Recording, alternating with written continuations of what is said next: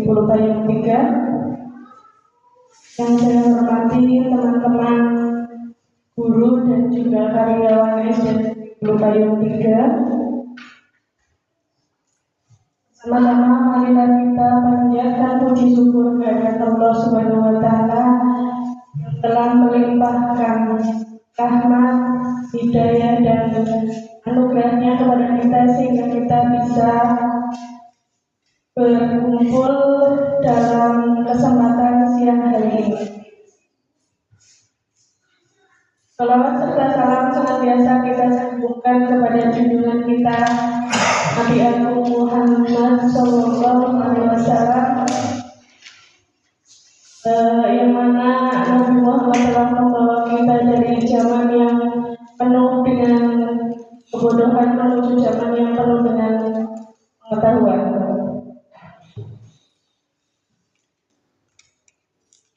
Sebelum kita mulai acara siang hari ini, saya ingin mengucapkan terima kasih kepada Bapak Ibu Guru dan Bapak Kepala Sekolah juga karyawan SD Negeri Payung 3 karena sudah berkenan untuk meluangkan waktunya untuk mengikuti kegiatan penyebaran pemahaman dan penerapan pengalaman budaya positif, di mana diseminasi ini merupakan salah satu tugas saya dalam modul 1.4 untuk memenuhi tugas calon guru penggerak angkatan 11. Sebelum kita mulai kegiatan hari ini, mari kita buka dengan bacaan basmalah bersama-sama. Bismillahirrahmanirrahim.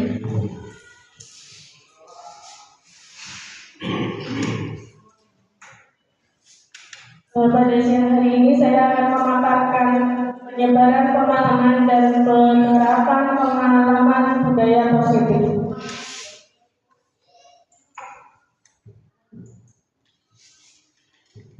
Konsep inti dari budaya positif yang akan saya sampaikan nantinya yaitu ada 8 poin yang nanti akan saya paparkan. Yang pertama yaitu perubahan paradigma belajar. Yang kedua, disiplin positif, nilai-nilai kebajikan, kebutuhan dasar manusia, motivasi perilaku manusia, posisi kontrol guru, keyakinan kelas, dan segitiga distribusi.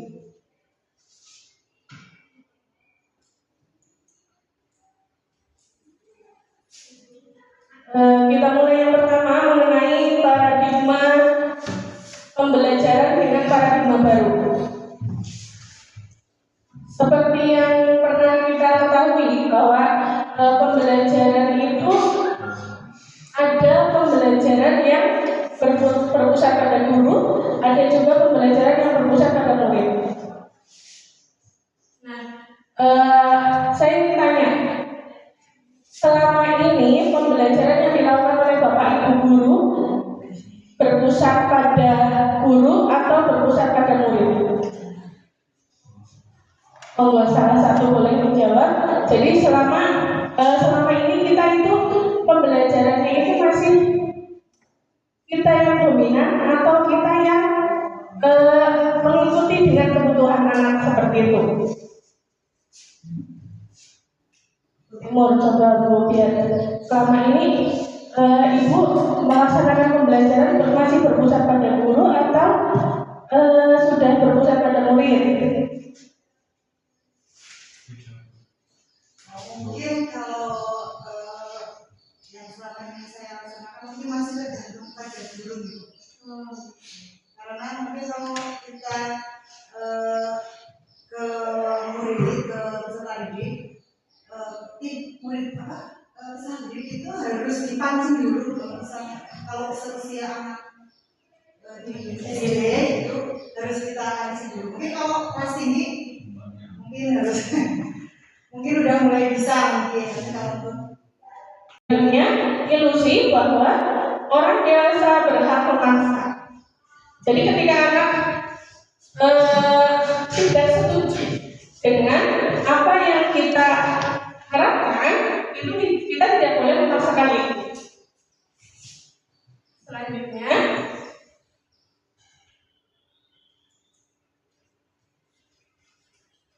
mengubah paradigma stimulus respon ke pendekatan teori kontrol. Seperti yang kita ketahui pada kebijakan-kebijakan sebelumnya, kita menggunakan stimulus respon. Jadi kita memancing siswa merespon, dan sekarang itu paradigma itu diubah menjadi pendekatan teori kontrol. Nah, perbedaannya stimulus respon dan teori kontrol, yang pertama yaitu dalam stimulus respon beranggapan bahwa realitas atau kebutuhan kita sama, sementara dalam teori kontrol kebutuhan kita berbeda.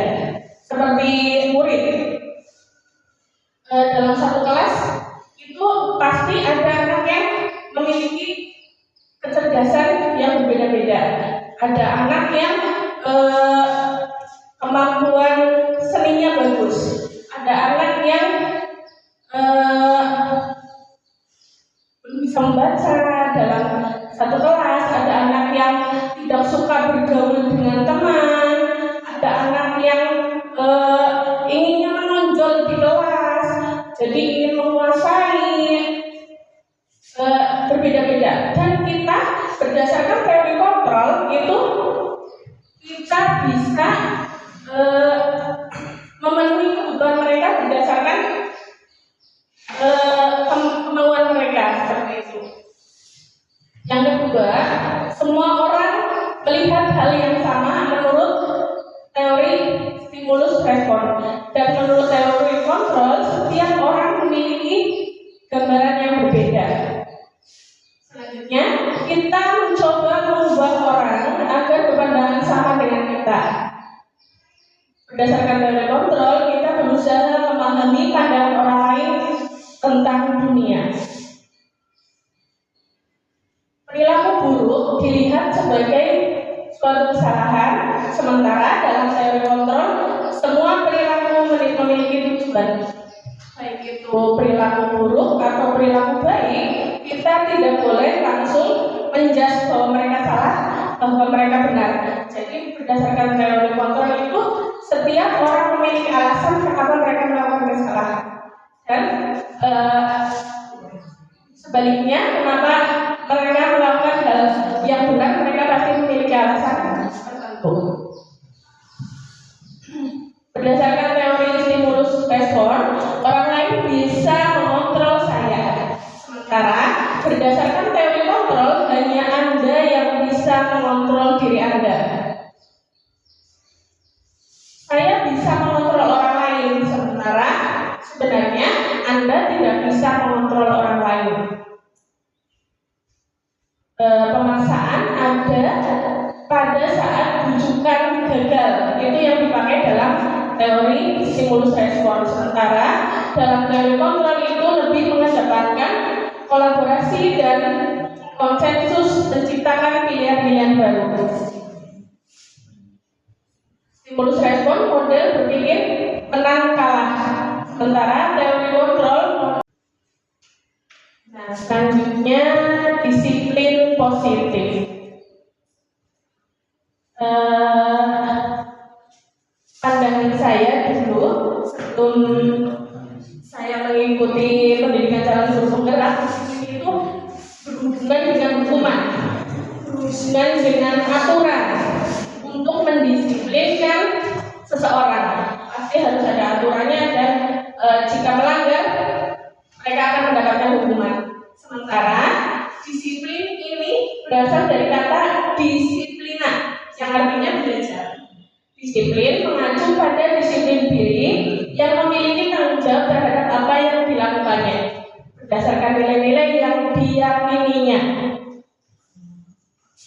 Dan selanjutnya, disiplin positif merupakan salah satu cara penerapan disiplin yang bertujuan untuk menumbuhkan kesadaran serta memberdayakan peserta didik tanpa imbalan atau reward, ancaman atau hukuman.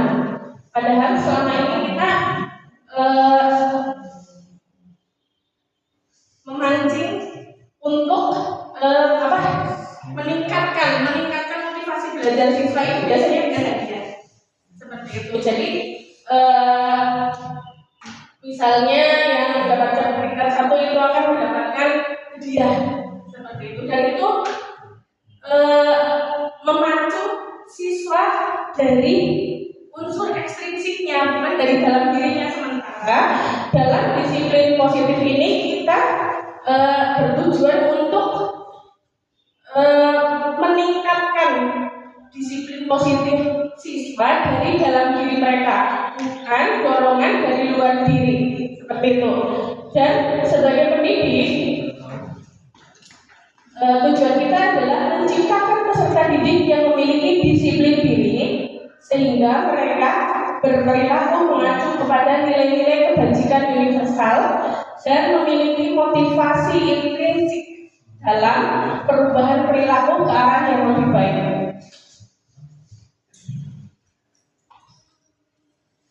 Nilai-nilai kebajikan itu sendiri itu apa?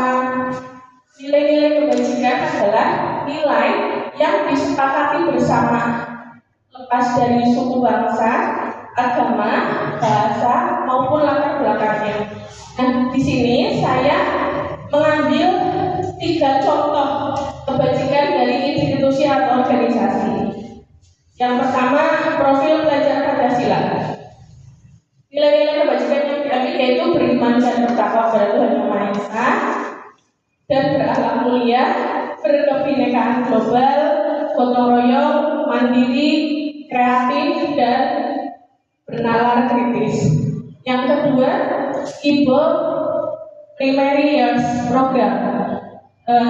Nilai-nilai kebajikan yang disepakati yaitu toleransi, rasa hormat, mandiri, menghargai, antusias, empati, keingintahuan, kreativitas, kerjasama, percaya diri, dan komitmen. Kebanyakan nilai-nilai yang disepakati bersama itu adalah nilai-nilai yang baik, nilai-nilai kebajikan yang menuju kalau kita dalam dunia pendidikan itu menuju ke peserta didik yang memiliki karakter yang baik.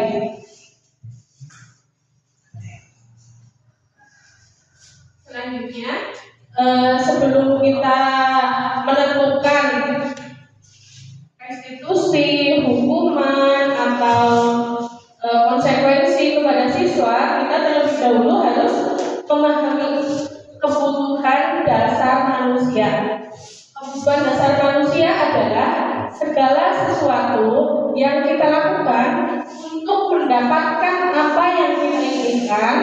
Seluruh tindakan yang kita lakukan memiliki tujuan tertentu, dan semua usaha terbaik yang kita lakukan adalah dalam rangka agar kebutuhan dasar kita terpenuhi dengan baik.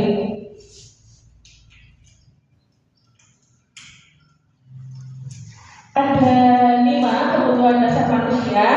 Yang pertama, bertahan hidup.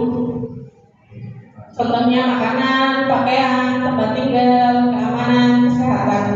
Misalnya dalam di kelas itu ada anak yang membuang sampah sembarangan, atau ada anak yang makan pada saat jam pelajaran. Nah, di situ kita tidak bisa langsung menyalahkan anak itu salah karena makan di dalam kelas. Jadi kita harus memahami kebutuhan dasar mereka itu apa. Mungkin ketika berangkat sekolah, si anak butuh sarapan, atau misalnya ada anak yang tertidur di kelas. Mungkin karena dia bisa jadi bangunnya siangan atau tidur malaman seperti itu. Nah, yang kedua, kebutuhan dasar manusia berupa kasih sayang. Kasih sayang itu rasa diterima menjadi bagian dalam kelompok seperti itu. Jadi misalnya di dalam kelas itu kita membagi kelompok. Satu kelompok itu terdiri dari 5 orang misalnya. Oh, ada satu anak yang pasif, ada satu anak yang seperti tidak mau bekerja dalam kelompok itu, dan kita bisa mencari tahu kenapa. Mungkin dia itu ingin diperdulikan oleh teman-temannya, atau dia merasa teman terdekatnya itu tidak berada di kelompok itu, jadi dia diam saja. Seperti itu. Selanjutnya penguasaan berhubungan dengan harga diri, keinginan untuk dianggap, memimpin, berpartisipasi, diakui dan didengar. Kita pasti pernah menemukan anak-anak yang kalau di kelas itu seperti berkuasa, jadi inginnya menang sendiri, berkuasa, jadi inginnya menang sendiri, terus inginnya itu mendapatkan nilai yang paling tinggi. Ketika dia tidak mendapatkan nilai yang paling tinggi, dia ngambek misalnya, seperti itu. Itu berhubungan dengan penguasaan, karena ketika dia mendapatkan nilai yang tinggi, dia akan merasa harga dirinya itu naik. Ketika dia bisa mengendalikan teman-temannya, itu dia akan dianggap oleh teman-temannya, dia bisa mengendalikan teman-temannya. Dan selanjutnya itu kebebasan, mandiri, memiliki pilihan, mencoba hal baru, mampu mengendalikan arah dirinya.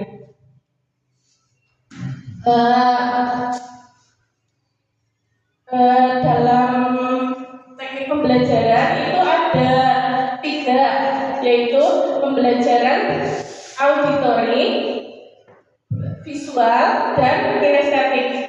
Nah, cara belajar siswa itu misalnya dalam satu kelas itu pasti memiliki cara belajar yang berbeda-beda. Ada anak yang hanya suka melihat gambar-gambar yang ditampilkan oleh guru. Ada juga anak-anak yang sukanya mendengarkan, hanya guru menjelaskan, yang lain mendengarkan. Tapi dalam satu kelas itu kan pasti ada yang berbeda, dan ada juga yang sukanya itu lari-lari di kelas. Dan ketika guru itu atau pak guru itu mengatakan anak itu disuruh duduk atau anak itu disuruh diam, dia akan diam, tapi dalam kondisi yang tertekan, karena memang dia tidak suka audio atau visual. Dia sukanya kinestetik, belajar di luar. Dia menyukai tentang kebebasan itu. Dan selanjutnya adalah kesenangan, bermain, humor, antusiasme, tertawa. Dan seharusnya ketika ada anak yang sukanya bermain, sukanya ketawa-tawa, itu jangan kita larang, karena memang itu masanya mereka untuk bermain seperti itu. Dan kita bisa menyesuaikan cara belajar yang mereka inginkan, misalnya dengan permainan, dengan misalnya perlombaan ketika pelajaran olahraga dan lain sebagainya.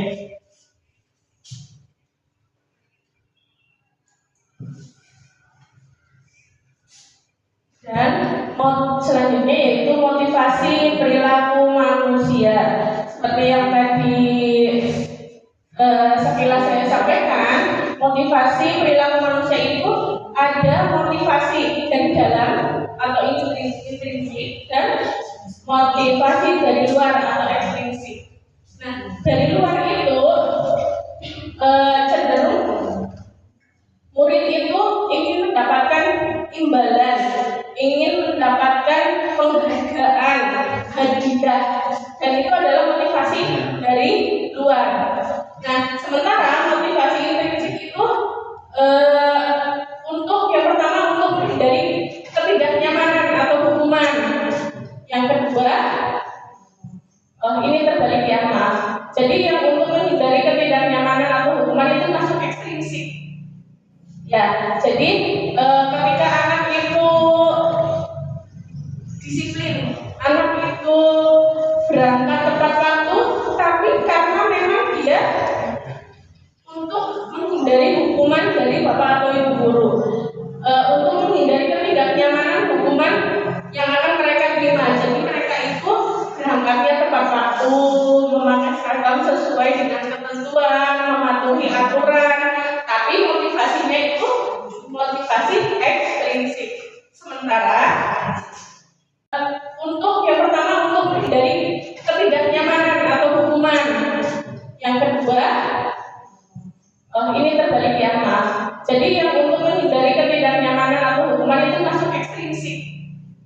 Ya, jadi ketika anak itu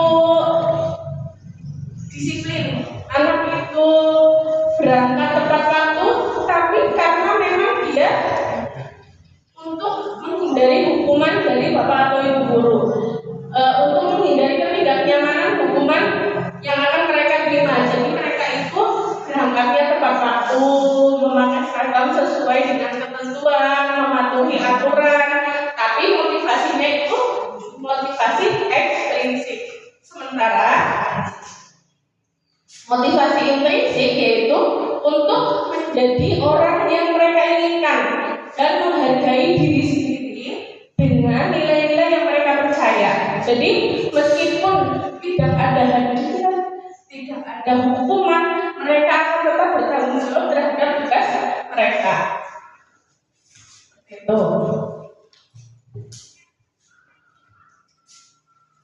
Nah, selanjutnya yaitu perbedaan antara hukuman, konsekuensi, dan restitusi. Untuk hukuman dan konsekuensi mungkin kita sering dengar ya, tapi untuk restitusi itu kalau bagi saya itu masih baru. Perbedaannya, kalau hukuman itu tindakan yang diberikan karena adanya pelanggaran dalam rangka pembinaan tingkah laku. Yang kedua, murid tidak tahu apa yang akan terjadi atau tidak dilibatkan. Misalnya ketika ada anak yang datang terlambat, lalu oleh guru BK itu ketahuan, terus dipanggil, terus disuruh keliling lapangan misalnya. Nah itu kan si anak tidak tahu dia akan mendapatkan hukuman apa, keliling lapangan atau menyapu halaman atau menulis kalimat yang sama sebanyak berapa poin, seperti itu. Yang keempat yaitu bersifat satu arah. Jadi hukuman itu hanya ditentukan oleh guru, bukan berdasarkan kesepakatan antara guru dan murid. Yang kelima yaitu berupa hukuman fisik atau psikis. Nah, kalau hukuman itu akibatnya bisa panjang ya. Kita kebanyakan orang pasti memiliki pengalaman tentang hukuman di masa lalu. Misalnya semasa sekolah dulu yang masih teringat sampai sekarang itu kebanyakan orang pasti ada. Ya, dulu itu saya cerita ya Bang ya. Iya. Cerita ya.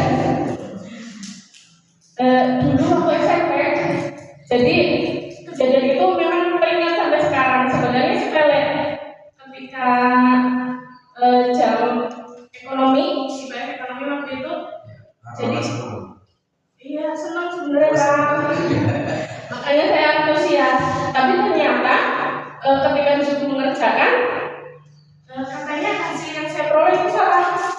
Dan ekspresi dari Pak Guru saya waktu itu seperti kayak menghina gitu loh. Jadi memang itu bagi saya waktu itu sangat menyakitkan. Ya, disepelekan seperti itu, bukannya diberi arahan yang betul, kenapa salahnya di mana, justru diperlakukan seperti itu. Dan mungkin bagi teman-teman saya yang sudah terbiasa menerima hal itu mungkin biasa. Tapi karena mungkin perasaan saya terlalu halus sudah lulus. Ya, jadi dipikir, terpikirkan sampai sekarang dan masih teringat. Ya. Jadi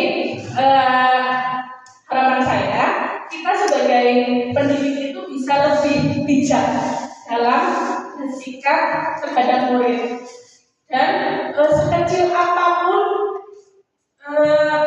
hal buruk yang kita berikan kepada mereka itu ditakutkan teringat sampai nanti ketika mereka dewasa.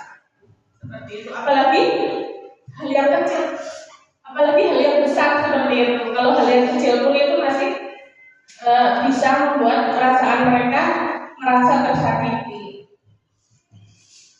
Selanjutnya ada konsekuensi. Konsekuensi itu akibat, hasil, dampak, atau pengaruh dari suatu perbuatan. Misalnya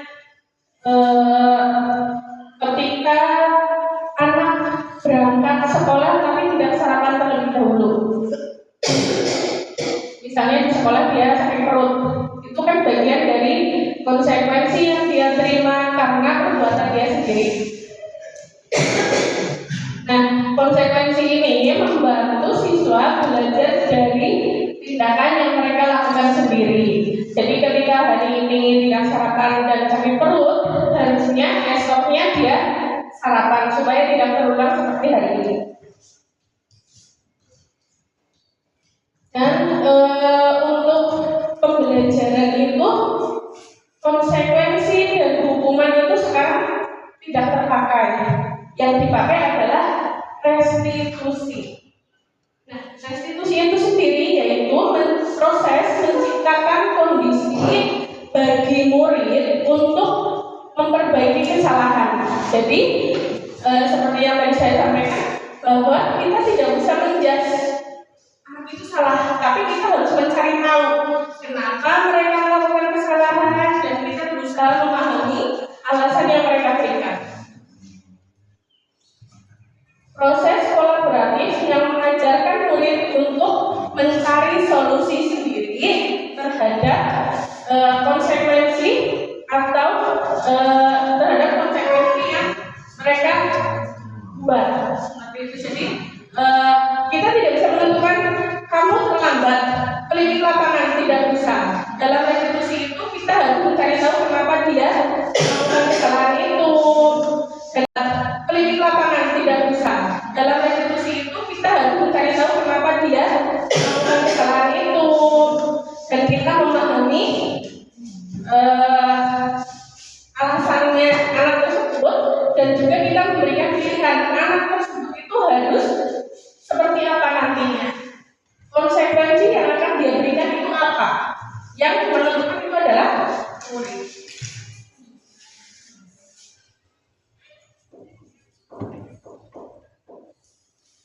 Nah, di sini ada 5 posisi kontrol guru. Ini Bapak Ibu guru, selama ini posisi mana yang Bapak Ibu guru lakukan untuk menyelesaikan permasalahan yang ada di sekolah? Yang pertama yaitu penghukum. Penghukum itu ketika anak melakukan kesalahan kita memberikan hukuman langsung, berlari, menyapu, dan lain sebagainya. Yang kedua, membuat merasa bersalah. Kalau membuat merasa bersalah itu lebih kepada kata-kata yang diberikan. Apa kamu gak kasihan sama orang tuamu yang sudah menyediakan biaya banyak, tapi kamu tidak pintar misalnya? Apa kamu gak takut sama bapak kepala sekolah?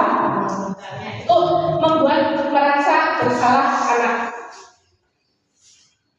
Yang ketiga, posisi guru sebagai teman. Sebagai teman itu biasanya menggunakan kata-kata yang enak didengar oleh murid. Ayo Lana, kapan kamu bisa memperbaiki semua ini? Yang selanjutnya yaitu pemantau. Jadi guru itu hanya sebagai pemantau. Kapan kamu akan berhenti? Nah, terus kamu harus bagaimana? Nah, selanjutnya sebagai manajer. Manajer itu lebih yaitu menanyakan alasan, terus menstabilisasi identitas, dan mengingatkan mengenai kesepakatan kelas yang sudah pernah dibuat, dan hukuman yang bukan hukuman ya. Jadi konsekuensi yang diterima itu anak yang menentukan.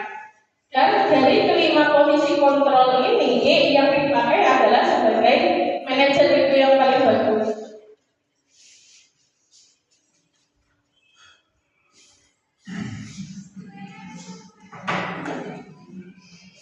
Contoh penerapan 5 posisi kontrol.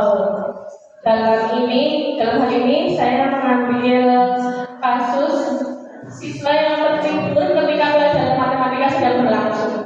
Apabila saya menerapkan sebagai penghukum, saya akan menyuruh siswa berlari keliling lapangan atau menyapu halaman sekolah sampai bersih, atau push up 10 kali misalnya. Dan yang kedua yaitu membuat merasa bersalah. Berapa kali ibu bilang, berapa kali ibu harus memberitahu kamu selalu saja mengecewakan ibu. Itu akan membuat murid merasa bersalah.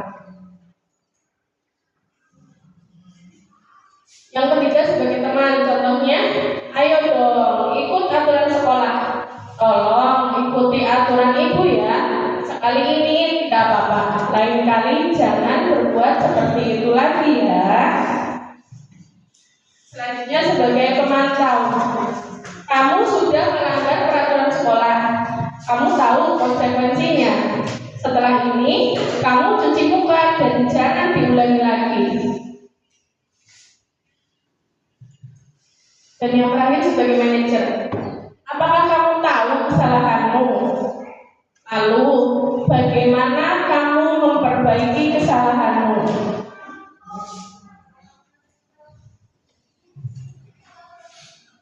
Nah, selanjutnya posisi kontrol. Apakah aku? Coba berdasarkan penjelasan saya tadi, ini Bapak Ibu guru menerapkan posisi kontrol apa? Saya kecewa sekali dengan kamu. Sebagai apa? Apa sebagai teman, penghukum, membuat merasa bersalah, membuat merasa bersalah. Betul. Selanjutnya, kamu tidak benar-benar melakukannya. Apakah manajer atau penghukum atau mantau atau apa?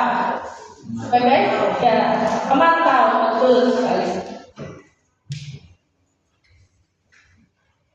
Apa rencana kamu untuk menyelesaikan masalah ini? Ya, betul, manajer. Ini posisi kontrol yang paling baik digunakan ya. Ayolah, lakukan demi betul, sebagai teman. Ayolah, lakukan demi ibu ya.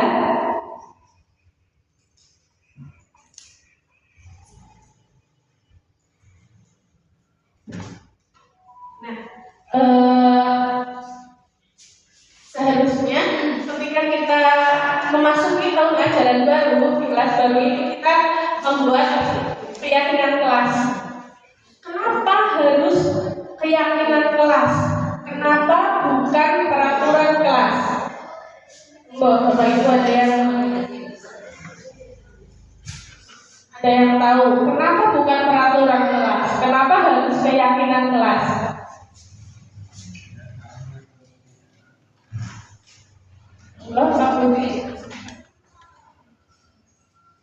Ya mungkin mengarah pada bicara tadi berkaitan dengan hukuman, konsekuensi konsekuensi restitusi. Jadi jika berupa peraturan kelas mungkin akan mengarah ke hukuman. Jadi lebih bijaknya ke keyakinan kelas supaya minimalnya mengarah ke ranah yang kedua, konsekuensi atau restitusi. Baik sekali nih Pak Budi, betul sekali. Jadi keyakinan kelas itu lebih kepada kesepakatan antara siswa yang menentukan. Mereka itu kelas itu lebih kepada kesepakatan antara siswa yang menentukan. Mereka itu tidak akan melakukan apa. Sementara kalau peraturan itu kan lebih ke satu arah. Jadi sudah ada peraturan yang dibuat, guru yang menentukan. Sementara kalau keyakinan itu anak yang menuliskan sendiri. Dia harus melakukan apa? Misalnya menjaga kebersihan kelas, atas tepat waktu, terus membuang sampah di tempat sampah dan lain sebagainya.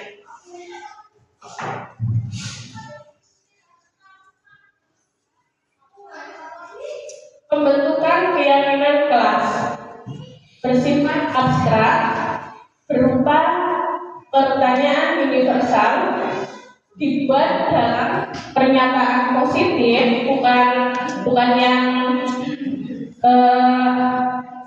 tidak membuang sampah sembarangan, bukan seperti itu, tapi membuang sampah di tempat sampah, bukan yang misalnya tidak mematuhi tata tertib, tapi disiplin di lingkungan sekolah. Positif, pernyataannya positif. Sedikit saja agar mudah diingat. Jadi tidak berupa deskripsi. Yang selanjutnya sesuai dengan kondisi kelas dan sekolah sehingga mudah diterapkan. Semua warga sekolah atau warga kelas dilibatkan saat membuat keyakinan kelas. Jadi diharapkan itu semua anak itu menuliskan keyakinan kelas yang mereka yakini dan akan dilaksanakan di kelas mereka.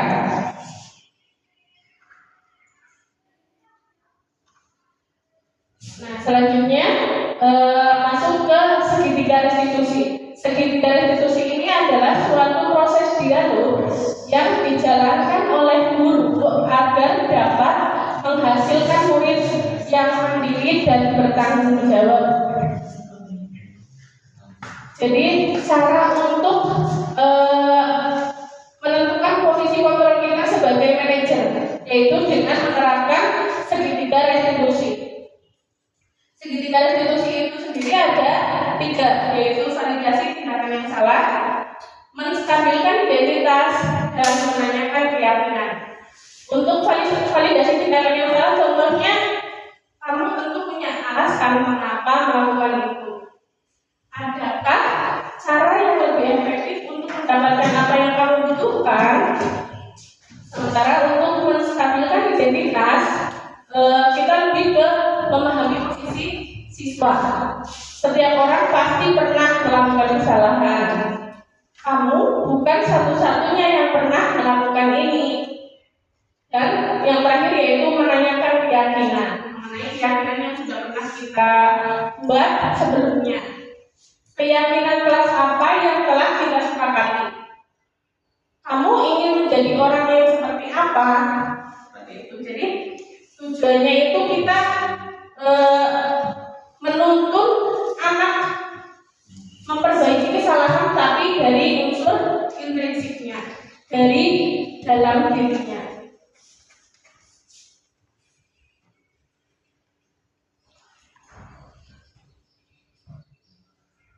Yang pertama, menstabilkan identitas berdasarkan prinsip pembuat kesalahan adalah bagian dari proses pembelajaran. Berbuat salah itu wajar. Tidak ada manusia yang sempurna. Ibu tidak mau mencari siapa yang salah, tapi ibu ingin mencari solusi dari permasalahan ini. Bukan langsung menjas, kenapa kamu tertidur? Kenapa kamu terlambat? Tidak, tapi lebih ke memahami siswa untuk menstabilkan identitas siswa supaya dia tidak merasa takut karena melakukan kesalahan. Yang kedua yaitu validasi tindakan yang salah. Berdasarkan prinsip setiap perilaku berupaya memenuhi suatu kebutuhan tertentu. Kamu pasti punya alasan mengapa melakukan itu. Padahal kamu bisa melakukan yang lebih buruk dari ini ya. Yang ketiga, ibu tahu kamu pasti punya alasan kenapa kamu melakukan itu. Yang terakhir yaitu menanyakan keyakinan. Berdasarkan prinsip teori kontrol bahwa pada dasarnya kita termotivasi secara intrinsik itu berada pada posisi segitiga restitusi menanyakan keyakinan. Apa keyakinan kelas kita? Nilai-nilai apa saja yang telah kita sepakati bersama itu mengingatkan siswa kembali ke awal pembelajaran di kelas itu mengenai kesepakatan yang telah kita buat. Seperti apa gambaran sebuah kelas yang ideal menurut kamu? Kamu ingin menjadi orang yang seperti apa? Itu menanyakan keyakinan.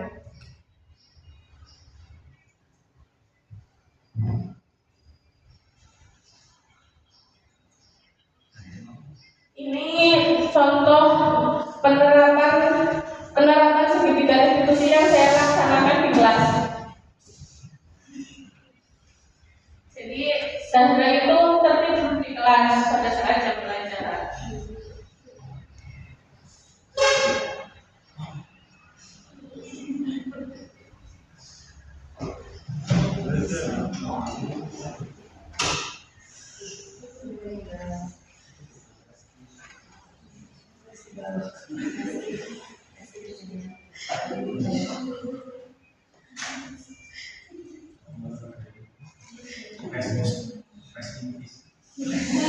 Nah, ini contoh penerapan segitiga restitusi.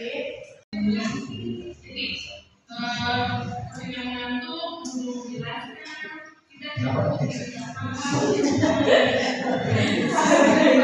Nanti saya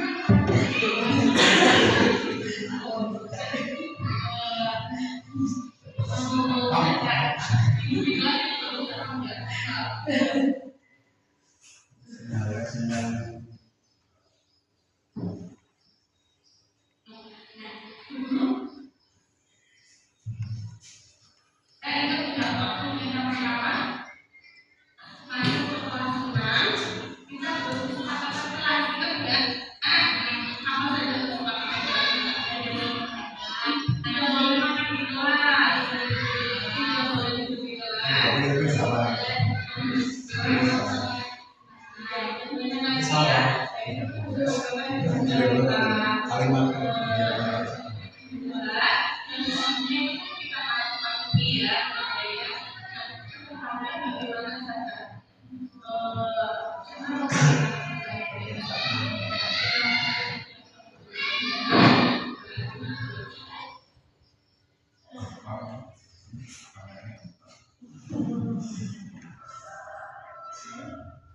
disuruh. Ya, masuk pada posisi pada di akhir menutup dalam menerapkan program psikologi ya. Hendaknya guru memiliki standar kepribadian profesional dan sosial yang baik, di mana guru mampu merefleksikan dirinya dalam posisi kontrol saat ini. Bagaimana perjalanan dirinya sebagai among atau manajer yang menuntun murid-muridnya menjadi insan yang mandiri, merdeka, dan bertanggung jawab. Ini sesuai dengan Standar Nasional Pendidikan. Kita sudah berada di penghujung materi nih Bapak Ibu. Untuk sebelum saya menutup, mungkin dari Bapak Ibu bisa memberikan refleksi kekurangan, kelebihan, atau pesan atau manfaat yang kita ambil dari kegiatan siang hari ini. Mungkin yang pertama dari Bapak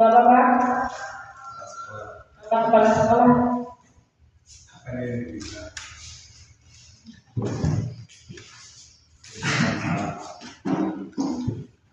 Terima kasih Bu Fitri yang telah paparkan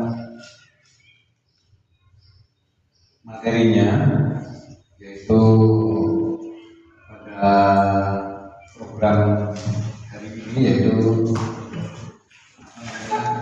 disemenisasi,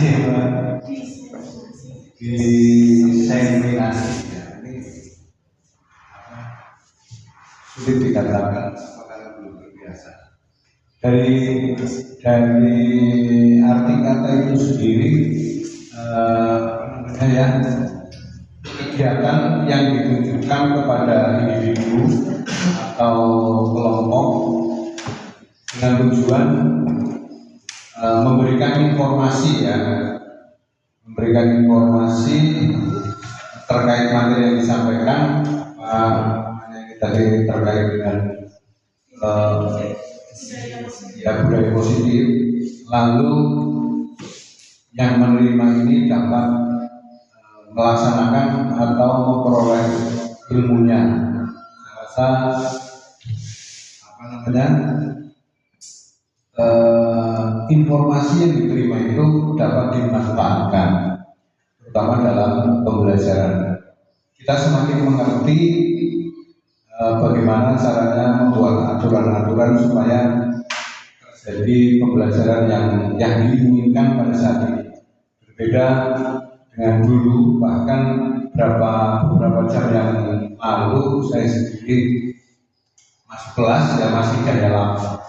Tapi setelah mengetahui ini mungkin akan berbeda. Inilah pentingnya informasi yang harus kita pahami, kemudian kita pedomani pada tuntutan kurikulum atau perubahan supaya betul-betul anak merdeka belajar dan ambil gambar. Itu Bapak Ibu, sehingga mudah-mudahan dengan kita telah mengikuti paparan ini bukan sekedar tugas dari yang bersangkutan sebagai calon penggerak, tapi betul-betul menularkan budaya positif. Nah, ini budaya positif ini untuk kita tentunya, untuk kita semua, baik kita sebagai guru, mungkin seperti Pak Sutoyo sebagai staf gitu ya, betul-betul mengatakan tugas dari yang bersangkutan sebagai calon penggerak, tapi betul-betul menularkan budaya positif. Nah, ini budaya positif ini untuk kita tentunya, untuk kita semua, baik kita sebagai guru, mungkin seperti Pak Sutoyo sebagai staf gitu ya, jadi betul-betul mengetahui.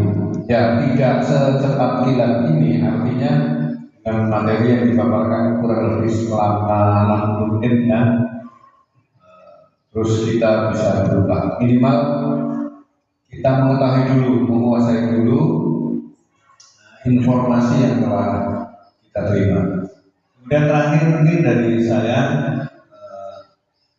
cukup ini sebagai apa ya, sebagai masukan mungkin bahasanya supaya dikemas seperti tadi.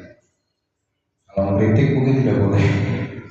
Sebagai masukan terus saja penggalian melalui apa namanya ini selama apa namanya dalam waktu 6 bulan ini. Ya, ini dengan guru penggerak dan terutama budaya positifnya ya silakan, walaupun tidak harus pada acara seperti ini, monggo silakan dengan sebagai pionir di SD kita, karena dengan walaupun angkatan 11 tapi di sekolah kita adalah angkatan pertama. Silakan nanti untuk ditularkan secara langsung maupun tidak langsung. Secara langsung mungkin seperti ini, secara tidak langsung adalah sebagai teladan ya, teladan bagi kita semua. Itu mungkin bisa dilanjutkan, yang lain mungkin atau yang lain. Terima kasih. Baik, terima kasih atas masukan dari kepala sekolah. Mungkin dari Bapak Ibu guru yang lain, Budi monggo. Masih ada apa? Masih ada berapa menit sih? Kalau saya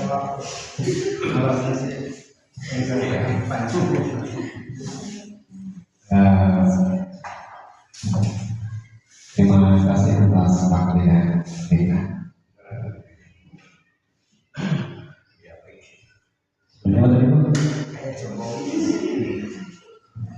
Penerapan budaya positif. Jadi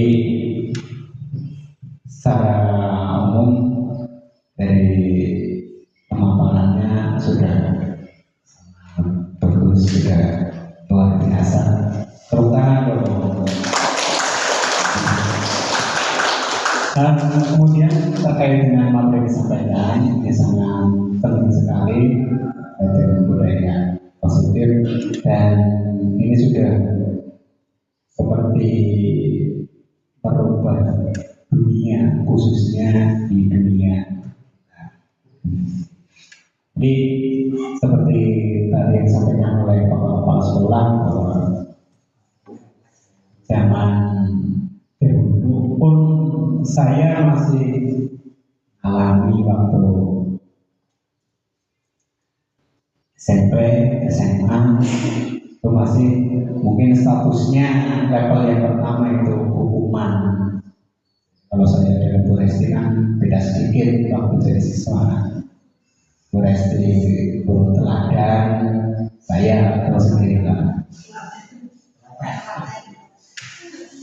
Jadi hampir ini bocoran sedikit. Tapi setelah itu insya saya. Jadi hampir setiap pelajaran matematika saya itu keliling lapangan dulu 3 kali. Ya, secara garis besarnya tetap ada positif dan negatifnya. Pun mungkin saya tergolong orang yang tidak terlalu baper, jadi tidak masalah. Apalagi untuk sakit hati saya itu paling sulit, Bapak, maaf ya. Ya, masalahnya itu, jadi perlakuan antara hukuman kemudian yang kedua konsekuensi dan restitusi ini diperlakukan masing-masing karakter berbeda. Contoh misal seperti anak didik kesayanganku Timur, Sahil, kamu ini belum apa-apa, ya besok ngadepnya tambah. Ya mungkin penyesuaian juga, tapi secara umum ya seperti itu. Jadi sangat-sangat cocok dan selama saya khususnya di dunia pendidikan juga perubahannya sudah sangat drastis. Di satu sisi juga positif juga karena perhatian anak itu sudah lebih. Jadi mereka semakin sayang kepada anak-anaknya. Jadi kalau di rumah pemain orang bapak, pengen pemain sekolah, ya parah dulu. Jadi perhatian yang lebih terhadap. Jadi itu masih ada waktu ngajak lagi. Mungkin itu yang bisa saya sampaikan. Kemudian untuk pembelajaran kita bersama, jadi menguatkan budaya positif atau ion positif, termasuk kalimat, pernyataan dan sebagainya yang positif. Semoga kita semua bisa melaksanakan segala tugas dan tanggung jawab sesuai dengan harapan kita semua. Terima kasih. Jadi lanjut ke Bapak Ibu yang lain. Kalau di rumah pemain orang bapak, pengen pemain sekolah, ya parah dulu. Jadi perhatian yang lebih terhadap. Jadi itu masih ada waktu ngajak lagi. Mungkin itu yang bisa saya sampaikan.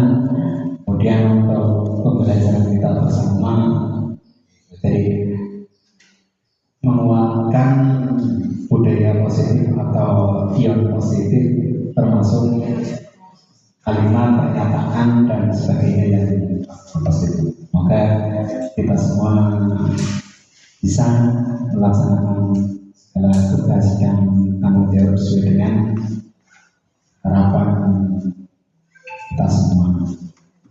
Terima kasih. Jadi lanjut ke Bapak Ibu yang lain.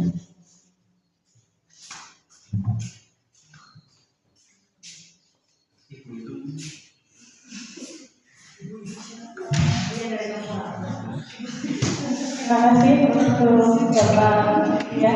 Jadi memang ketika kita menerapkan dalam kenyataan dan kita harus menyesuaikan dengan teori, jadi memang itu butuh waktu dan juga perjuangan yang sangat besar. Mungkin dari Pak Muci mau menambahkan? Kalau masih ada waktu ya nambah 2 menit dari sekarang. Terima kasih waktu yang proklamasi saja saya. Saya sangat mendukung sekali apa yang disampaikan dengan ini selaku guru kelas 6. Ini adalah judulnya budaya positif. Budaya positif, mari kita jaga baik. Baik kita selaku guru jangan sampai ya menyalahkan anak didiknya peserta didik. Tentunya kita menerapkan dari perilaku dirinya sendiri, kemudian mencari solusi yang terbaik. Pertama adalah alternatif. Jadi cari alternatif pertama, kedua, dan nanti ada alternatif yang ketiga. Alternatif yang ketiga itu biasanya implisit tuh, kalau memang sudah poinnya tidak bisa, kita kan tidak boleh memarahi. Jadi kendalanya adalah kita adalah implisit. Ya sesuai dengan tupoksi kita sebagai guru, seperti apa yang disampaikan oleh Bapak Saya tadi selalu buat sekolah tidak kita berhenti pada tupoksi sedang bisa orang. Jadi konsekuensinya ya saling fact begitu. Demikian, terima kasih.